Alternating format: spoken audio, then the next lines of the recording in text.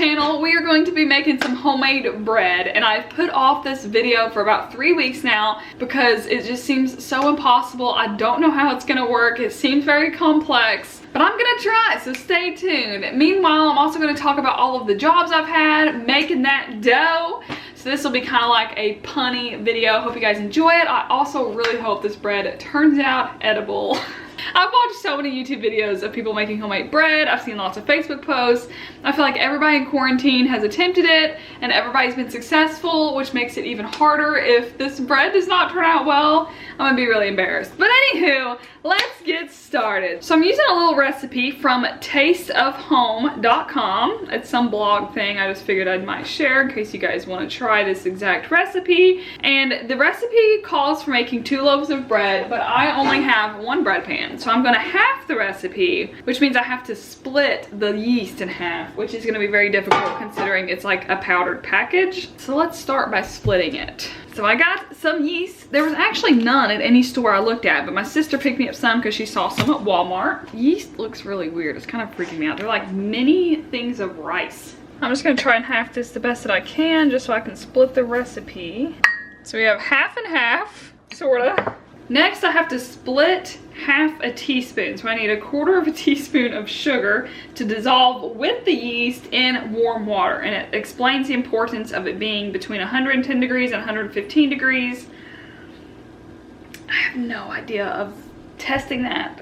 We're already off to a bad start, y'all. All right, here goes nothing.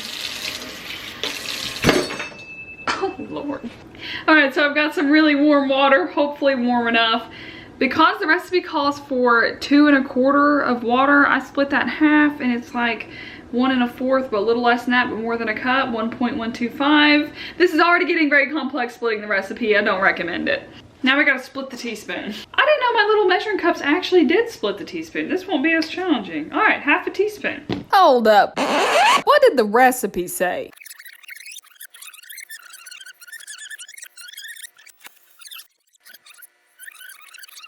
So I need 1/4 teaspoon of sugar. 1/4 teaspoon. All right, half a teaspoon. All right, this should be interesting. Perfecto. This water is getting cold and I'm stressing. I want it to be right. I don't know, do we mix it? Oh, it says in a large bowl, y'all. I got too carried away with the measurements. I switched it from the measuring cup to the bowl. In a large bowl, dissolve yeast and half a teaspoon of sugar in warm water. Let stand until bubbles form on surface. And then whisk together the remaining 3 tablespoons of sugar, salt, and 3 cups of flour. We gotta half all of that. All right, so I waited the 5 minutes. It says this is supposed to start bubbling and it hasn't done anything. So maybe my water was not warm enough. We're gonna try it again with the second half of yeast that I have. So here's round 2, then we'll start talking about jobs. In true heaven fashion, it's gonna take at least 2 tries to get this. All right, really warm water, but not too hot, hopefully. And some yeast. Ooh, it all dispersed perfectly. Look at that. About forgot the sugar. How much was the sugar? Oh, we need 1/4 teaspoon of sugar. Because it says half a teaspoon. Oh, I put too much to begin with. I put half, now we need 1/4. All right. Am I supposed to stir it? Dissolve yeast and sugar in warm water. So right now it's very watery, but it's supposed to start bubbling. In the videos I saw, it's pretty obvious when it's bubbling. So we're gonna give it about 5-10 minutes and see what happens. So you guys, let's talk about my job history. So making that dough started when I was 17 in high school. I actually played sports, so I kind of had to dodge my sports seasons. So I played both basketball, which is in the fall and the winter, and then I played softball, which starts right after basketball in the spring. So I wasn't able to really get a job when I was 16. There was no opportunity, but I really wanted one. I just know that I kind of like staying busy. You can make some income, which is kind of prideful, you know. But I actually took my first job and I worked at Kroger, the grocery store. I love Kroger a lot. I really love their company. I had a great manager. My coworkers were awesome. They're really organized. They actually have a union for the employees if you want to join with your union dues. And I just really like their business model a lot. I respect them as a company, but that was a really good job. They actually hired me to work in the deli to slice up meat and cheese for everybody. And so I went through this entire 8-hour day of training, computer trainings, learning stuff about the store or whatever. I show up for my first day at work in the deli, and then they found out I was underage. Somehow there was miscommunication, and I wasn't allowed to operate the machinery of actually slicing the meat legally because I was underage. So they moved me to the front. I was bagging groceries, taking the buggies in. But that cracked me up, the fact that I know exactly what goes on in the deli, and I didn't even get to work in the deli. I went through a whole thing of training. But then I had to quit after Christmas because softball season was starting up. So then I finished out my senior year, and I don't know what I did the summer between high school and college. I have no memory recollection whatsoever about what happened that summer. But in college, my freshman year, I did hire on with Hibbett Sports, which is a small sports store. It's kind of like Dick's Sporting Goods, but like 1/10 of the size. So it's really small, but more personal relationship with the customer. I loved working there a lot. I've actually worked at 3 of the Hibbett stores under my same general manager, and that was probably hands down my favorite job that I've had, like minimum wage job. And this store taught me a lot about negotiation as well. Do you mind transferring to this store? And it was literally 30 miles away from my college town. And I was like, I don't mind because I need somebody experienced. You're gonna have to compensate for my gas and the extra time that I'm spending, literally 30-minute commute to and from for like a small job. So then they gave me a huge pay raise. So I transferred to that store. It was really great. I was actually making more than the assistant manager, but she didn't know that. But really it wasn't making more because I was spending so much more on gas. So when it all balances out, I didn't get that much of a pay raise. Oh, and then one of those Christmases, freshman or sophomore year of college, I hired on with TJ Maxx to be a Christmas elf. That's the most heaven thing you guys have probably ever heard. So yeah, I wore a Christmas elf costume and I stood in the front of the store and took photos with children for a whole Christmas season. So those were my non-accounting related basic jobs, I suppose.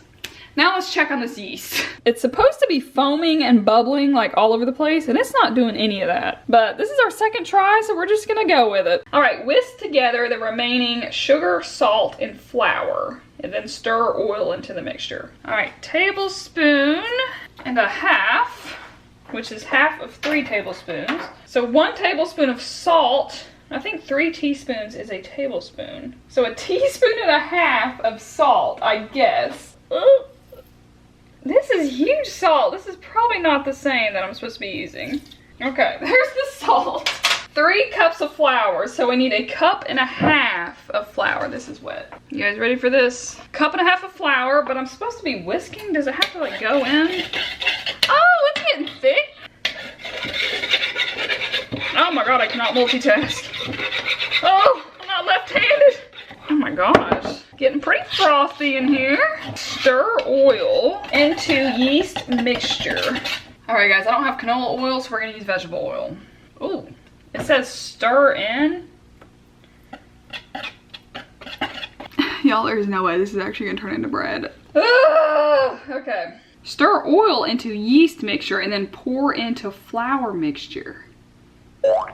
Y'all, I think I'm supposed to separate these two. I also don't have a mixer.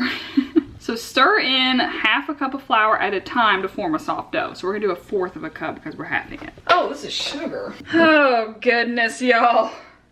All I know is everyone makes this look so easy and it's not.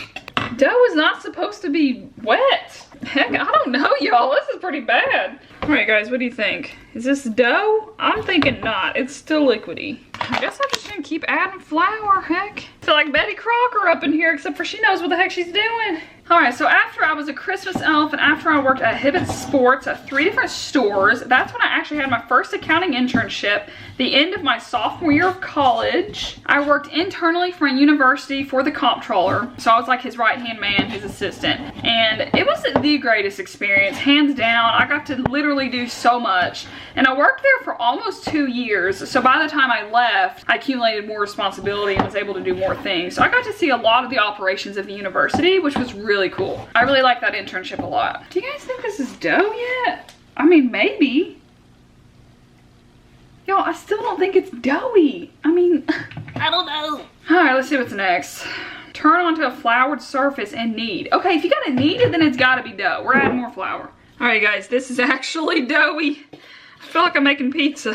This is when it gets interesting. I'm gonna throw some flour on my countertop. We're gonna attempt to knead dough for the first time ever. There is literally flour all over my camera, all over my floor. Oh, is that too much? I wasn't even paying attention. Okay. Here goes nothing, y'all. I'm gonna add a little bit of flour on top.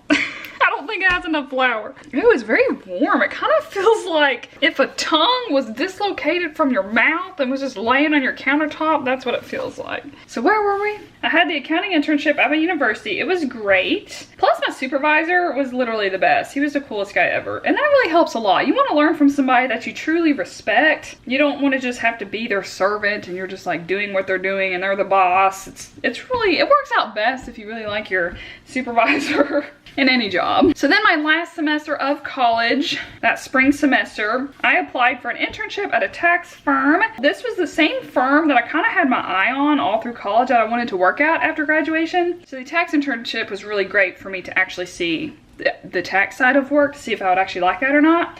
Turns out I hated it, so everything worked out for the good. But yeah, we worked a freaking ton, and it was in Chattanooga, and my college town was about 30 minutes away from Chattanooga. But we worked the same hours that the staff was working for tax season. Luckily for me, I was able to stack up all of my classes for Mondays, Wednesdays, and Fridays, so then I only worked at the firm Tuesday, Thursdays, Saturdays, and Sundays. But some of my other intern friends that were at the firm with me, they weren't taking any classes for that semester, so they literally worked 7 days a week. But I mean, the benefit of it was we were getting paid hourly. Anything over 40 hours was time and a half, so I even got that with the full schedule that I had of classes. So, but honestly, I'm very thankful that I took that internship because it taught me kind of the ins and outs of public accounting and kind of the environment of that, and it definitely taught me that I did not really want to work in public accounting, but I won't go into more detail. Everybody's different.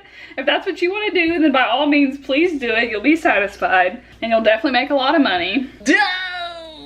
Now I'm supposed to place this ball of dough into a greased bowl. I don't have that spray stuff, so we're gonna have to do the oil trick again. Bowl, and I put some vegetable oil in there. We're just gonna spread it all around. And then cover and let rise in a warm place until doubled, an hour and a half to 2 hours. Place it in a warm location. I may like turn my oven on broil and just set it on top. Place in a greased bowl, turning once to grease the top. So you want the grease to be on both sides. All right, we have greased bowl. We have dough. Still has flour on it. I don't know if that's good or bad. So there's oil on the top and bottom. There's actually quite a bit of oil in here, so that's probably not good. I need a wet towel. So I will show you guys before. It's supposed to double in size, so remember how big this is.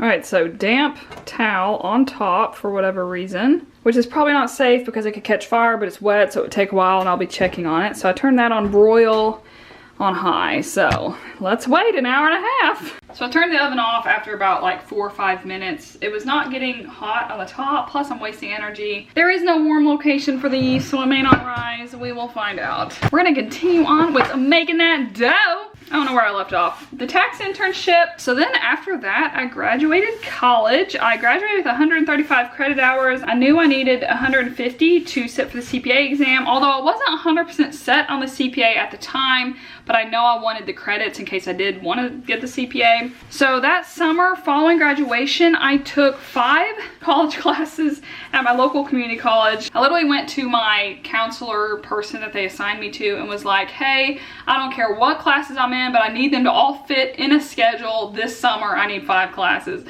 I'm gonna skip through where I talk about the classes I took because I did an entire separate video talking about how I got the 150 credits.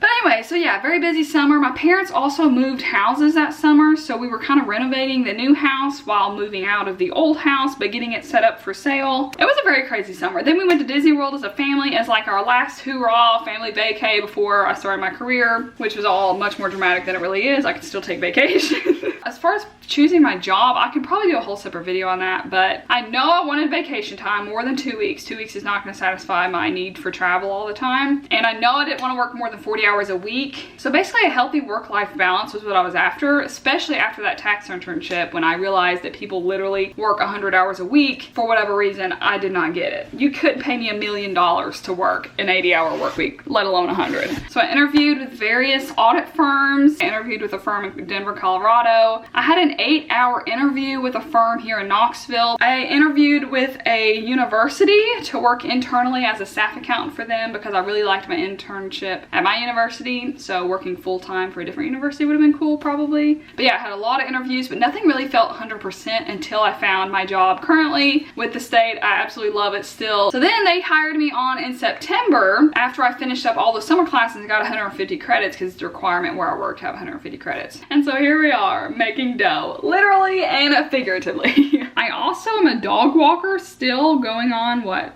Over 2 years of walking dogs. I almost forgot, a couple other small jobs I had while I was in college was I was a housemaid where I cleaned people's houses. They paid me money to come in and clean, vacuum their carpets, clean their toilets, clean their stove. I was literally scraping dog poop off a carpet, which was really gross, but I really like that job because I'm a clean freak and I enjoy cleaning. It's kind of therapeutic for me. It gets my mind off things. So random other side hustle that I had. I was also an accounting tutor for basic accounting classes. I did that for like almost all of college, 3 years probably being an accounting tutor. I just peeked at my dough and it is rising. It's actually getting bigger. So now I get to punch the dough. Look how big it got. It actually worked. You guys ready to punch it? There it goes, it shrinks.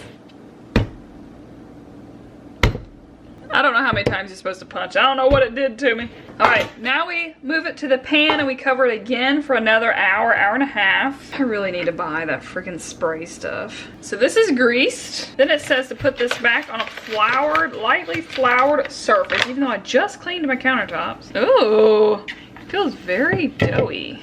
Then we form it into the bread. So one of the videos that I saw, she formed her dough kind of like a rectangle, and then she did like this little thing, and then she curled it underneath like this. I don't think it's long enough.